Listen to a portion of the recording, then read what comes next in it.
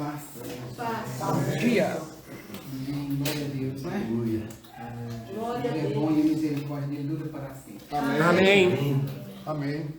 Nós somos beneficiados por isso, né? Aleluia. Nós vamos hoje continuar o livro de Ezequiel. Na semana passada nós começamos fazendo uma visão geral, panorâmica, né? Do livro de Ezequiel. E vimos que ele foi chamado por Deus para ser o atalaia, aquele que fica lá no alto da torre, né? Aquele que fica lá no alto para enxergar bem longe. Esse atalaia ficar aqui embaixo, ele não vê, tá, com o perigo chegando. Ele fica no alto para ver de longe e anunciar. E nós que somos chamados para ser o sol da terra e a luz do mundo, é para enxergarmos, não é? E fazer a diferença. Porque às vezes enxergar só não muda nada. Mas se enxergar e agir, aí muda alguma coisa. Não é? Porque a responsabilidade é do outro de mudar. Mas é de quem viu anunciar. Então o profeta foi chamado para ser esse que vê e anuncia. Não é? E nós também temos esse chamado da parte de Deus. Para fazer a diferença. Para ser o atalaia, né? Porque além de tudo isso, ainda temos o Espírito Santo de Deus para ampliar a nossa visão. Amém. Então, para a gente não enxergar só a ponta do nariz, enxergar um pouquinho mais e ajudar o outro que não está enxergando nem a ponta do nariz. Porque acontece, né? Hoje nós vamos ler o capítulo 7. Vamos ler o capítulo 7 de Ezequiel. É um pouquinho longo, mas eu acho que é importante a gente ler ele todo para ter uma compreensão melhor do contexto, né? Já acharam? Abriram? Sim. Amém. Então vamos ler. Veio ainda a palavra do Senhor a mim, dizendo: Ó tu, filho do homem, assim diz o Senhor, Deus acerca da terra de Israel: haverá fim. O fim vem sobre os 4 cantos da terra. Agora vem o fim sobre ti. Enviarei sobre ti a minha ira, e te julgarei segundo os teus caminhos, e farei cair sobre ti todas as tuas abominações. Os meus olhos não te pouparão, nem terei piedade, pois porei sobre ti os teus caminhos, e as tuas abominações estarão no meio de ti. Sabereis que eu sou o Senhor. Assim diz o Senhor Deus: mal após mal, eis que vem. Haverá fim.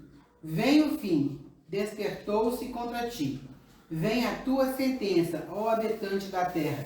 Vem o tempo, é chegado o dia da tua turbação, e não da alegria sobre os montes. Agora, em breve, derramarei o meu furor sobre ti. Cumprirei a minha ira contra ti. Julgar-te-ei segundo os teus caminhos, e porei sobre ti todas as tuas abominações. Os meus olhos não te pouparão, nem terei piedade. Segundo os teus caminhos, assim te castigarei, e as tuas abominações estarão no meio de ti. Sabereis que eu, o Senhor, é que firo. Eis o dia, eis que vem, brotou a tua sentença, já floresceu a vara, reverdeceu a soberba.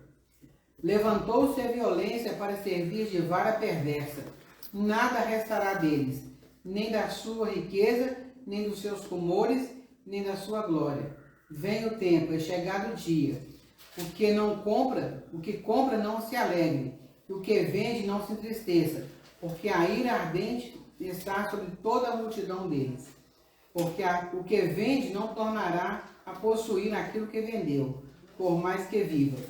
Porque a profecia contra a multidão não voltará atrás. Ninguém fortalece a sua vida com a sua própria iniquidade. Tocaram a trombeta e prepararam tudo, mas não há quem vá à peleja, porque toda a minha ira ardente está sobre toda a multidão deles. Fora está a espada, dentro a peste e a fome. O que está no campo morre a espada, e o que está na cidade, a fome e a peste o consomem. Se alguns deles, fugindo, escaparem, estarão pelos montes como pombas nos vales, todos gemendo, cada um por causa da sua iniquidade. Todas as mãos se tornarão débeis, e todos os joelhos em água. Cingir-se-ão de pano de saco, e o horror os cobrirá. Em todo o rosto haverá vergonha, e calva em toda a cabeça. A sua prata lançarão pelas ruas, e o seu ouro lhe será como sujeira. Nem a sua prata e nem o seu ouro os poderá livrar no dia da indignação do Senhor. Eles não saciarão a sua fome, nem lhes encherão o estômago, porque isso lhes foi tropeço, para cair em iniquidade. De tais tropeços, de tais preciosas joias, fizeram seu objeto de soberba, e fabricaram suas abomináveis imagens e seus ídolos detestáveis. Portanto, eu fiz isso. Eu fiz que isso lhes fosse por sujeira, e o entregarei nas mãos dos estrangeiros, por presa, e aos perversos da terra por despojo. Eles o profanarão. Desviarei deles o rosto, e profanarão o meu recesso. Nele entrarão profanadores e o saquearão. Faz de cadeia, porque a terra está cheia de crimes, de sangue, e a cidade cheia de violência. Farei vir os piores de entre as nações, que possuirão as suas casas. Farei cessar a arrogância dos valentes, e os seus lugares santos serão profanados. Vem a destruição. Eles buscarão paz, mas não há nenhuma. Virá miséria sobre miséria, e se levantará rumor sobre rumor. Buscarão visões de profetas, mas do sacerdote perecerá a lei, e dos anciãos o conselho. O rei se lamentará, e o príncipe se vestirá de horror, e as mãos do povo da terra tremerão de medo. Segundo o seu caminho lhes farei, e com os seus próprios juízos os julgarei, e saberão que eu sou o Senhor. Poxa, meu Deus. Misericórdia, né? Tá doido, terrível. Pesadíssimo. Pesadíssimo. Meu Deus. Faz a gente pensar, não é? Faz a gente ter temor. Às vezes a gente lê isso aqui e pensa, puxa, coitado deles. Nós estamos livres. Será? Puxa vida. Porque a questão aqui é o pecado. E o pecado é idolatria, que é a abominação diante de Deus. E às vezes a gente acha que está tudo bem. Que não é bem assim, que Deus é bonzinho, que Deus não vai levar em conta por causa disso, por causa daquilo. Quantas pessoas falam, né? Não, Deus não vai mandar ninguém para o inferno, não, porque Deus é bom. Deus é amor. Ele é amor, mas ele é justiça também. Ele é justo, não é? E a gente às vezes abusa dessa justiça e desse amor. Mas aqui vamos voltar para Ezequiel. A época era uma época difícil, complicada. E era o juízo divino que estava sendo escrito de forma profética nesse capítulo, que endereçará a terra de Israel, em particular a seus habitantes, mas também tem implicações globais, a todos, né, da época e de hoje também. Então, os contemporâneos de Israel, né, na Babilônia e até mesmo em Jerusalém, recusaram a mensagem dos profetas, principalmente Ezequiel e Jeremias, por não acreditarem que Deus permitisse que os ímpios conquistassem a cidade e destruíssem o templo. Eles não acreditaram que Deus permitiria tal coisa. Será que nós também corremos esse risco de não acreditar na de Deus que vem, que Deus sabendo todas as coisas? A gente precisa rever alguns pontos, né? Sobre a profecia. A palavra profética era anunciada, né, com a expressão veio a palavra do Senhor. Era a forma, né, a marca registrada dos profetas na época. E isso mostra que Deus era a fonte da profecia. Veio a palavra do Senhor a mim. Essa então era uma fórmula verbal que indicava que a palavra está vindo de Deus, que era para prestar atenção. Era uma palavra profética. E essa expressão, né, de veio a palavra de Deus, ela tinha uma extensão, não era só para a terra de Israel, era para a humanidade, para todos os lugares, né? Mas quando fala terra de Israel, que aparece 17 vezes no livro de Ezequiel, não aparece em nenhum outro lugar do Antigo Testamento. Essa expressão hebraica, né? Que significa terra de Israel. Então, era uma expressão muito forte dos julgamentos de Deus para aquela época, né? Que indicava a ira divina sobre o povo de Israel no seu próprio território. Mas o castigo não pode ser restringido só àquele lugar. Ele também alcançava a questão cósmica, né? Todos os outros lugares, a Terra em geral. E fica claro nessa expressão que diz: o fim vem sobre os 4 cantos da Terra. E às vezes a gente acha que não é bem assim, porque o fim não chegou ainda. Não é? A gente começa a pensar assim: não é bem assim não, porque não chegou até hoje. Só que lá em Pedro é dito que a longanimidade de Deus é para que muitos se convertam, muitos se arrependam. Então, o que parece demorado é porque Deus está tendo paciência conosco, né? Esperando que mais pessoas creem e se arrependam, mais nações se arrependam, mais pessoas cheguem, para que menos pessoas se percam. E às vezes a gente para de acreditar na palavra, na profecia, por achar que está sendo demorado, né? Então é preciso rever os nossos conceitos, né? Então o fim vem pelos 4 cantos da terra. Aparece na Bíblia para se referir a toda a terra. Está lá no versículo 2. São vários outros versículos que a gente poderia ler, mas ficaria muito extenso. Então, se alguém depois quiser os versículos, eu posso passar. Mas aqui eu estou fazendo de uma forma mais resumida por causa do espaço, do tempo mesmo, né? E quando? Quando que vem essa profecia?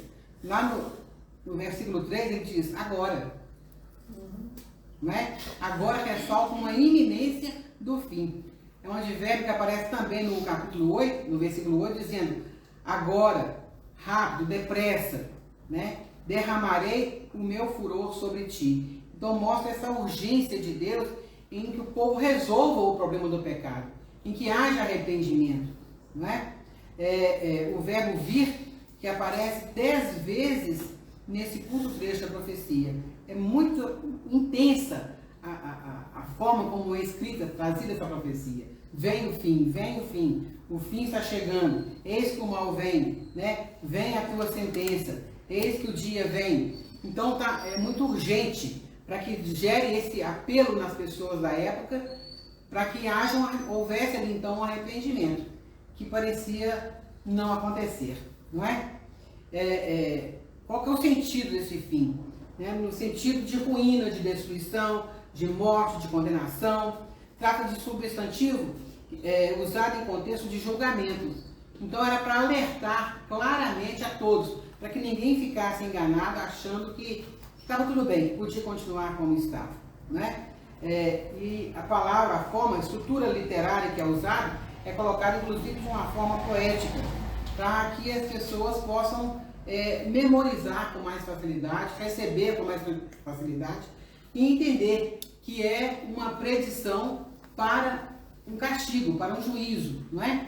As expressões se repetem muito: vem o fim vem, agora vem o fim, o fim vem. Então, é uma forma de anunciar que está chegando um castigo, está chegando o juízo, está chegando um tempo em que o pecado não vai prevalecer para sempre, que a idolatria não vai prevalecer para sempre, não é? Ele chama atenção para o leitor, o ouvinte da época e o leitor de hoje, porque hoje a gente está lendo uma história, mas quantas coisas já aconteceram com o povo de Israel?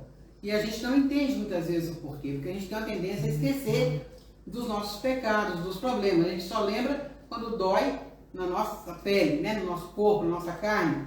E aí a gente esqueceu o que aconteceu antes.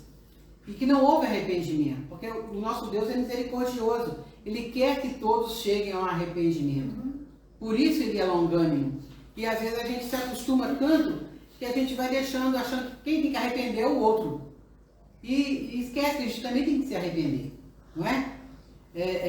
Então essa expressão, ela traz essa urgência, né? Como a atalaia de Israel, né? Ele tinha talvez a ideia de causar um pânico mesmo no destinatário, em quem estava ouvindo, para ver se as pessoas acordavam e tomavam a posição que Deus queria que eles tomassem, né? Então eles estavam chamando o povo porque eles tinham a lei de Moisés, tinham o pacto de Sinai, então eles eram chamados ao arrependimento, que o juízo estava sendo anunciado e eles precisavam se arrepender. E aí a decisão, né, a escolha, ela é pessoal, ela é de cada um. A repetição da sentença, por que ela se repete tantas vezes?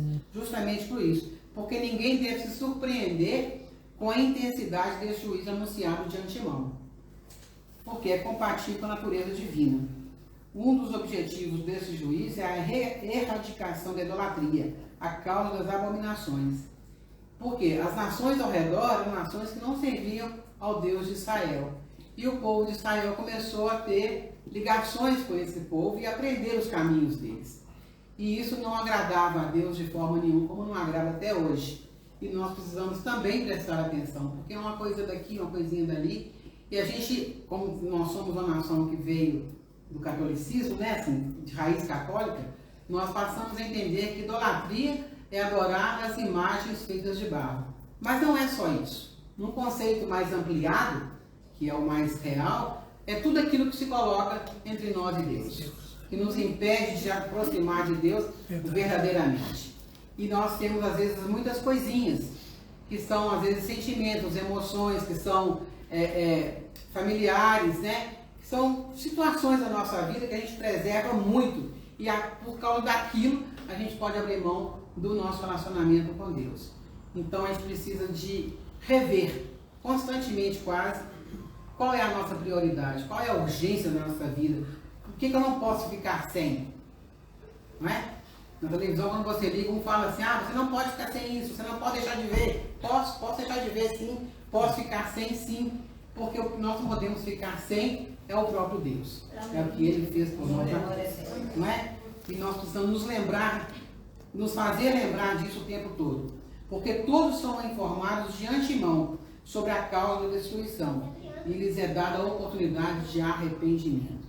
Ainda, enquanto estamos aqui, temos a oportunidade de nos arrepender e voltarmos para o Senhor, não é? O versículo 10 que diz, a vara já floresceu. Ezequiel ali está usando uma analogia, né, com relação à natureza, para que fique claro, para que todos entendam. Veio a tua ruína, já floresceu a vara e reverdeceu a soberba. O que significa isso? O que é essa vara, né? Deus usou o rei da Síria como chicote contra o povo de Samaria, os filhos de Israel, né, da parte norte e do reino do norte. Da mesma forma, Deus vai usar então o rei da Babilônia, Nabucodonosor, para fazer o chicote sobre Jerusalém e Judá. Estava sendo anunciado, né? E isso era uma coisa terrível, porque quando o inimigo vem, o inimigo não tem misericórdia. O inimigo castiga. E violentamente, como a gente sabe nas outras histórias da Bíblia, né? E só que o rei Nabucodonosor, ele extrapolou os limites do castigo que era para ser dado ao povo de Israel. E toda vez que se extrapola o castigo, o que castiga também é castigado. Não é? Porque os limites é Deus que coloca. Então ele foi cruel na aplicação dos limites. E Deus não mandou o rei proceder daquela maneira. Então o furor de Israel, de Deus também veio contra a Babilônia. Eu gostaria de ler aqui Jeremias, no capítulo 51, para mostrar essa verdade. Jeremias 51, versículos 34, 55 e 56. Mostra isso. Isaías 51, 34. Jeremias. 34. Fala, Nabucodonosor, rei da Babilônia, nos devorou, esmagou-nos e fez de nós um objeto inútil. Como um monstro marinho nos tragou, encheu a sua barriga das nossas comidas finas e nos arrojou para fora. Então, olha só, em um versículo, ele descreve toda a crueldade de Nabucodonosor na aplicação do castigo. No versículo 55 e 56, ele continua aqui, ó, porque Deus, o Senhor, destrói Babilônia e faz perecer nela a sua grande voz. Bramarão as ondas do inimigo como muitas águas, ouvir-se alto o uso da sua voz. Porque o destruidor vem contra ela, contra a Babilônia. Os seus valentes estão presos, já estão quebrados os seus arcos, porque o Senhor, Deus que dá paga, certamente lhe retribuirá. Então, o que Deus está mostrando aqui? Que não vai ficar impune, só que eles sofreram o castigo do mesmo jeito, não é? Então, essa reação de Deus, ela é exemplar.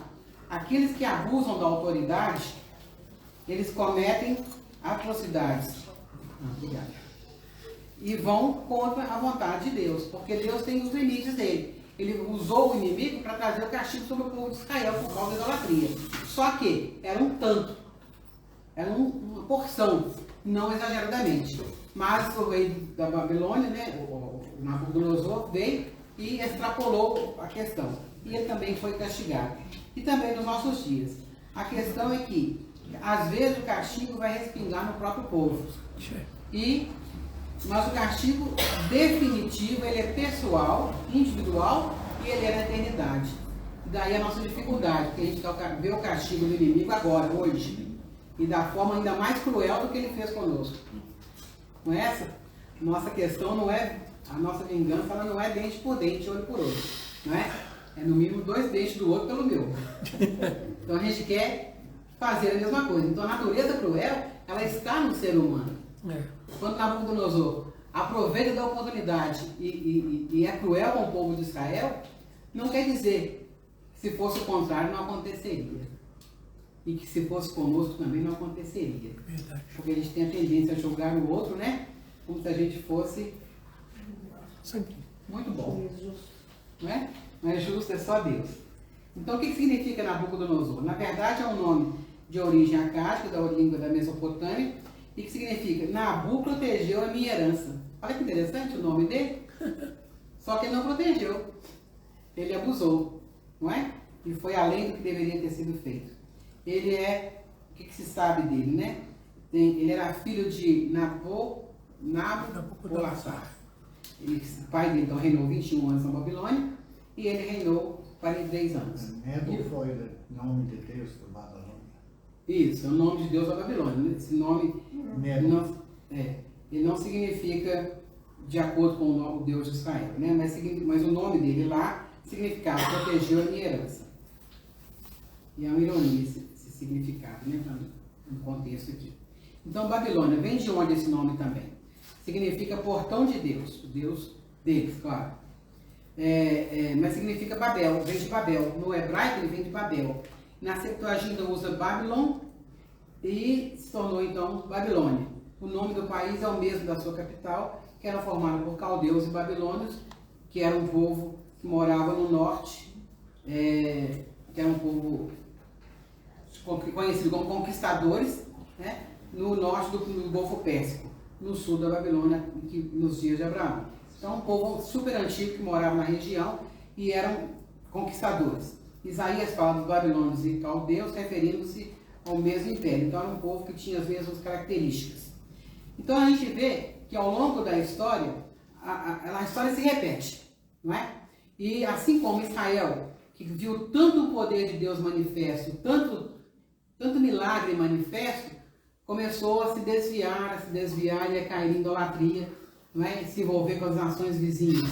E o profeta veio então trazer para ele o entendimento de que precisava de haver arrependimento, precisava voltar para Deus. E como isso não estava acontecendo, no chamado de Ezequiel, Deus fala com ele, vai lá e fala, eles não vão te ouvir, mas vai lá e fala, porque são casa rebelde. Será que Deus poderia olhar para nós hoje e pensar a mesma coisa e falar a mesma coisa? Que nós somos casa rebelde?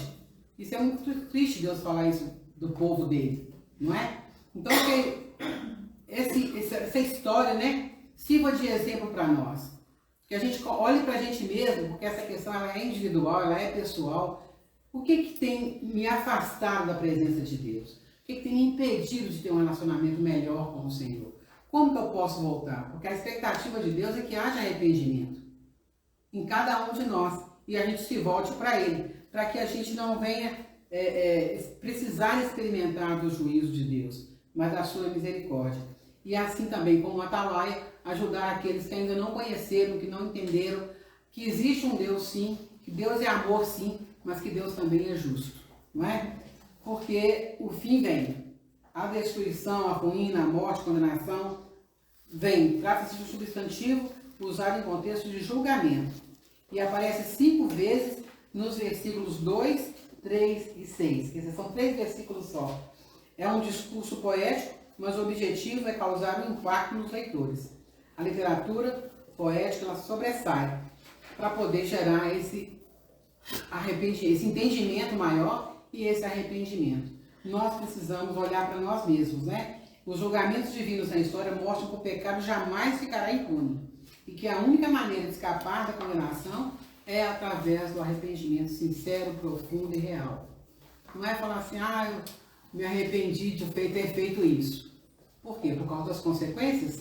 Ou porque aquilo agravou a Deus de verdade? Muitas vezes a gente se arrepende, não é arrependimento verdadeiro, mas um remorso, porque tem consequências. E a gente tem que lidar com a consequência. Então a gente fala assim, podia não ter feito isso. Mas não entendeu ainda o quanto que o pecado fere a santidade de Deus. E quando a Bíblia fala de arrependimento, está falando nesse entendimento do quanto o nosso pecado fere a santidade de Deus. E nesse ponto que precisamos nos arrepender profundamente. Né? Então é através do arrependimento e da fé. Israel não tinha desculpas, não podia alegar ignorância, pois o povo dispunha de Moisés, do ensino dos antigos sábios, da revelação dos profetas, do conselho dos sacerdotes. E nós dispomos de quê? Tudo isso junto, mais o Espírito Santo, para nos convencer do pecado, da justiça e do juízo. Então o apelo dramático de Ezequiel é um exemplo clássico dessa verdade, que eles já sabiam do contexto, já sabiam da história, já sabiam do que é certo, mas por questões pessoais, por ganhos pessoais, eles foram se desviando, se envolvendo com a idolatria, que é abominável diante de Deus. E quanto a nós? Será que a gente corre esse mesmo risco? De se acostumando com a palavra de Deus, se acostumando a vir aos cultos, acostumando... Sabe, a gente tem essa mania de acostumar, essa tendência. A gente acostuma com tudo, diz o ditado, né? Com o bom e com o ruim. Então a gente vai ficando assim, normal, tudo tranquilo, levando a vida normal e se deixando, às vezes, se contaminar pelo mundo. Né? Lá em Tiago diz que Deus requer de nós de cuidar dos órfãos, das viúvas e manter-se incontaminado do mundo. Então a responsabilidade ela é pessoal, não é do outro. Juntos a gente coopera para que todos caminhem nessa santidade. Porque a gente um fala, o outro louva, o outro explica, o outro ensina, e a comunidade vai ajudando para que a gente seja edificado como corpo. Mas a responsabilidade ela é individual. Cada um de nós tem essa responsabilidade diante de Deus. Então a pergunta, enquanto a nós, é para cada um responder. Para si mesmo diante de Deus.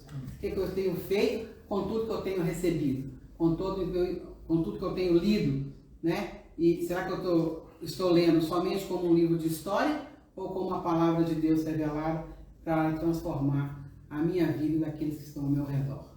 Amém? Amém. O Senhor nos ajude, que o Espírito Santo traga entendimento em cada um de nós. Amém. E temor suficiente para gerar arrependimento. Amém? Obrigado.